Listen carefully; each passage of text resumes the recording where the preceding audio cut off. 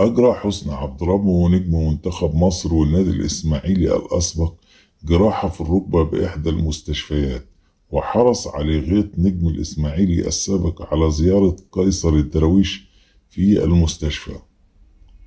ولم يكن بريق حسني عبد ربه مقتصرا على الأندية، بل كان أحد أعمدة المنتخب المصري، حيث بدأ مسيرته الدولية مع منتخب الشباب عام 2003، وساهم في التتويج بلقب كأس الأمم الأفريقية للشباب تحت قيادة المعلم حسن شحاتة،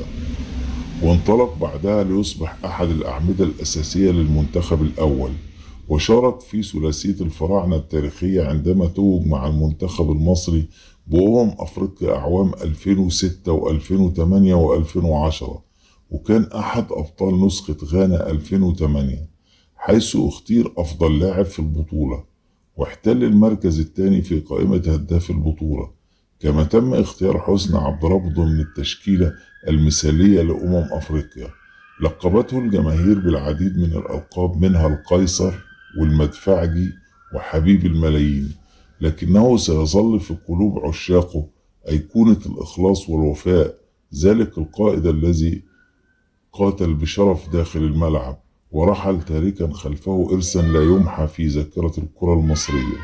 حسني عبد ربه مشواره في صفوف قطاع الناشئين بالنادي الإسماعيلي، ثم تصعيده للفريق الأول عام 2002، وساهم في تأهل الدراويش لنهائي دوري أبطال أفريقيا عام 2003، ونهائي دوري أبطال العرب موسم 2003-2004، وانتقل لصفوف ستراسبورج الفرنسي في الميركاتو الصيفي 2005، وخاض معه 26 مباراة، صنع خلالهم هدف وسجل آخر أمام جرائز النمساوي في كأس الاتحاد الأوروبي. وعاد للإسماعيلي موسم 2007 ولعب معه موسم واحد، ثم خاض تجربته الخارجية الثانية مع أهلي دبي الإماراتي،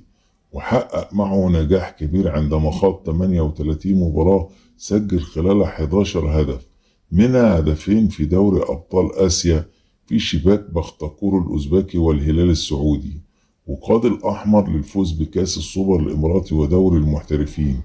وشارك في نهائيات كأس العالم للأندية في أبو ظبي عام 2009. أرض الحرمين الشريفين كانت وجهته الثالثة في عالم الاحتراف، المرة عندما انضم لصفوف فريق الاتحاد عميد الأندية السعودية عام 2012، ودافع عن ألوانه في 19 مباراة، سجل خلال 5 أهداف، ومنه انتقل لمواطنه نادي النصر في الموسم التالي، وشارك معه في 29 مباراة، أحرز خلال 5 أهداف أيضا. وعاد حسني عبد ربه للإسماعيلي مرة أخرى في يناير 2013، وظل في صفوفه حتى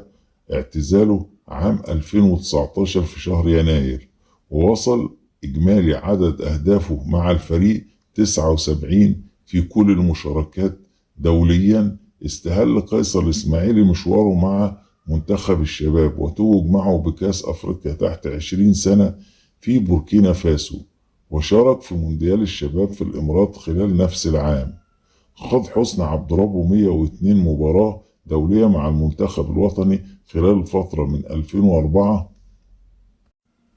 حتى عام 2014، وسجل 17 هدف، منها 4 في كأس أفريقيا 2008 في غانا التي توج بها الفراعنة، واختير عبد ربه كأفضل لاعب فيها. كما ساهم أيضا في الفوز بالنسخة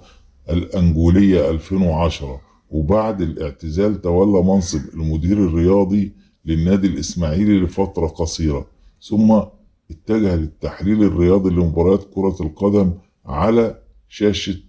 القنوات الرياضية.